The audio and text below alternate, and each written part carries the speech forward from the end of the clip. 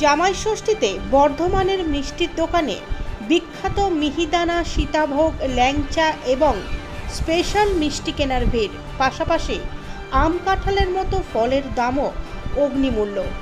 বাজারে দাম চড়া, তবুও চাহিদা প্রচুর। জামাইয়ের জন্য আপ্যায়নের কোনো ত্রুটি রাখছেন না শ্বশুরবাড়ির লোকজন।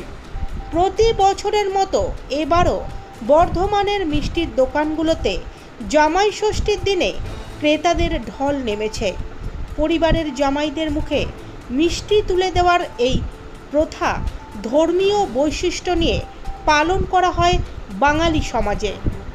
বর্ধমানের বিভিন্ন অংশে অবস্থিত কয়েকটি মিষ্টির দোকানে সকাল থেকেই ক্রেতাদের ভিড় লাগে। মিহিদানা, সীতাভোগ, ল্যাংচা এবং স্পেশাল মিষ্টি থেকে শুরু করে আম, লিচু, কাঁঠাল কিনতে অভাবনীয় সংখ্যক ক্রেতা উপস্থিত হন এদিন।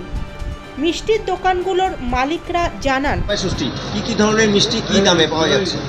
আমরা জামাই ষষ্ঠী আমরা মোটামুটি 25 থেকে ম্যাক্সিমাম 25 টাকা রাখা আছে। এইদিকে 10 টাকা থেকে শুরু, মোটামুটি 6 টাকা, 7 টাকা 8 টাকারও মিষ্টি আছে।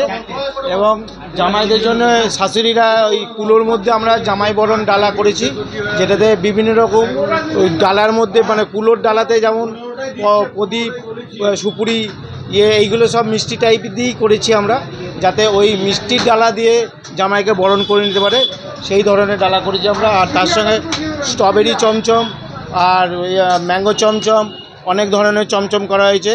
চকলেট নৌকোবিলাস, নৌকোর মধ্যে করা আছে এটা।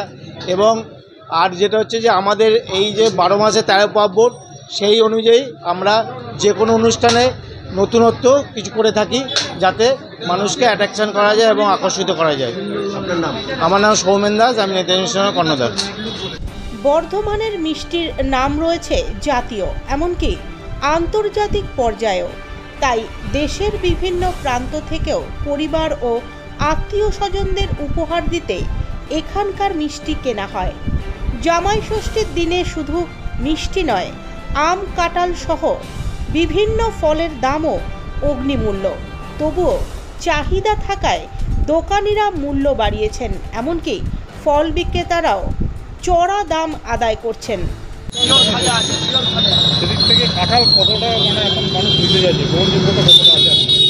কাঁঠাল এখন আপনার ধরুন এই জামাই ষষ্ঠীতে এখন বিক্রি, জামাই ষষ্ঠীতে হবে, তারপরে করে ধরুন অনেক অনেক সিজ আছে বিক্রি হবে।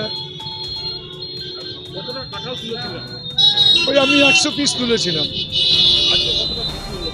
আজ ধরুন করে 40-50টার মতন বিক্রি হয়েছে।